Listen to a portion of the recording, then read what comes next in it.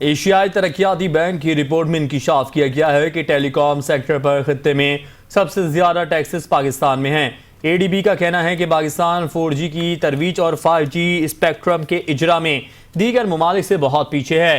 Telecom sector पर खित्ते में सबसे ज्यादा टैक्सेस पाकिस्तान में हैं।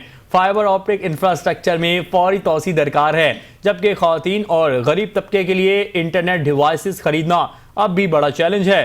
रिपोर्ट के मुताबिक पाकिस्तान की टेलीकम्युनिकेशन मार्केट का हजम 4 अरब 52 करोड़ डॉलर है, जो 2029 तक बढ़कर 5 अरब 32 करोड़ डॉलर तक पहुंच जाएगा। रिपोर्ट में मजीद बताया गया है कि हुकूमत ने 3G स्पेक्ट्रम में कोई अखराजात नहीं किए, जबकि दुनिया के 101 मुल्कों में कमर्शियल 5G सर्विसेज शुरू हो चुकी है और पाकिस्तान 4G की तरवीज और 5G स्पेक्ट्रम के इजरा में बहुत पीछे है। एडीबी की रिपोर्ट के मुताबिक पाकिस्तान के डिजिटल सेक्टर का जीडीपी में हिस्सा सिर्फ 1.5% है।